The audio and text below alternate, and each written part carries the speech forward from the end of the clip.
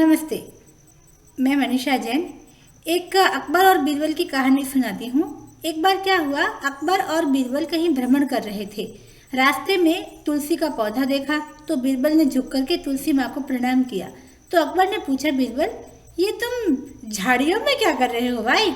बीरबल ने कहा, जहाँ पनाह ऐसा मत कहिए, आपको पाप लगेगा। ये झाड़ियाँ नहीं हैं, ये तो तुलसी माँ हैं। अच्छा, अकबर ने बड़े ही घमंड से कहा और तुलसी माँ को जड़ से उखाड़ के फेंक दिया और अट्टहास करते हुए बोला, देखा देखा, लग जाए मुझे पाप, मैंने तुम्हारी तुलसी माँ को मार दिया। अब बताओ तुम क्या करोगे? बीरबल ने बड़े ही शांत भाव से कहा, मैं कर ही क्या सकता हूँ, वैसे भी मूर्खों को समझाना बहुत कठिन कार्य होता है।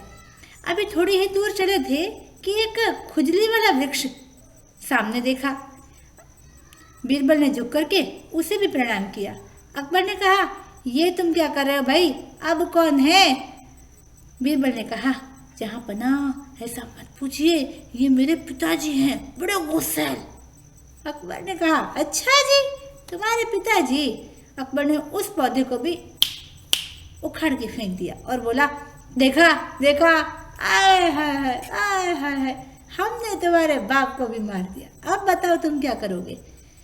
बीरबल ने कहा, अब मैं नहीं, अब तो जो करना है मेरे बाप स्वयं ही कर लेंगे। अभी थोड़ी ही देर हुई थी कि खुजली ने अपना असर करना शुरू कर दिया और बीरबल अकबर के पूरे शरीर में इधर उधर यहाँ वहाँ हर जगह खुजली आना शुरू हो गई और अकबर खुजली से टाँ टाँ करके नाचने लगा।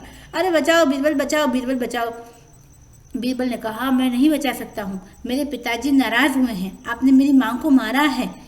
अकबर ने कहा, मैं तुम्हारे पिताजी से माफ़ी मांग लूँगा, भाई मुझे बचाओ, मैं खुजली के मारे मरा जा रहा हूँ। तो बीरबल ने कहा, मेरी एक और माँ है, आपको उसके पास चलना पड़ेगा। अब बेचारा अकबर गया बीरबल के साथ में। वहाँ पे एक गौ माता खड़ी थी। बीरबल ने बड़े ही प्यार से ऐसे ऐसे करके गौ माता को सहलाया, गाय ने गोबर कर दिया। अब बीरबल ने कहा, जहाँ पनाह ये बढ़िया बढ़िया क्रीम है, इधर इधर ऐसा मेकअप कीजिए, कुछ बढ़िया कीजिए, आपकी खुजली मिट जाएगी, मेरे पिताजी का कुछ क्रोध शांत होगा। बीरबल की बात को अकबर को मानना ही था क्योंकि वो मजबूर था। अब साहब अकबर ने पूरे शरीर पे गोबर थेप दिया। अकबर ने पूछा, बीरबल अब बदबू आ रही है, इसका कोई इलाज है क्या? तो बीरबल ने कहा, मेरी एक और माँ है, आपको उसके पास भी चलना पड़ेगा। अकबर ने पूछा, भाई तुम्हारे बाप ने कितनी शादियाँ की थी? तो उसने तपाक से जवाब दिया, जहाँ पनाह जितनी आपने की है, 3 शादियाँ।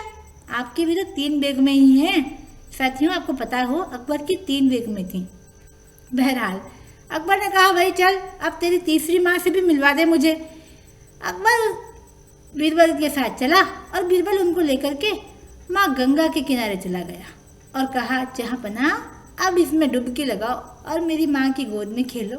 अकबर बेचारा वैसे भी तड़प रहा था, गोबर की बदबू से उसका हाल मरने जैसा हो रहा था। और अकबर ने गंगा में डुबकी लगाई, शीतल जल से स्नान किया और तब जाके उसे कुछ तृप्ति, कुछ शांति प्राप्त हुई। साथियों, कहने का तात्पर्य यह है कि हमारा धर्म सबसे वैज्ञानिक और सबसे सटीक है।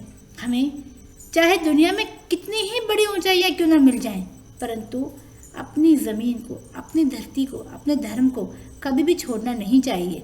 जो लोग मुझसे सहमत हैं वो कमेंट बॉक्स में जय भगवान अवश्य लिखें।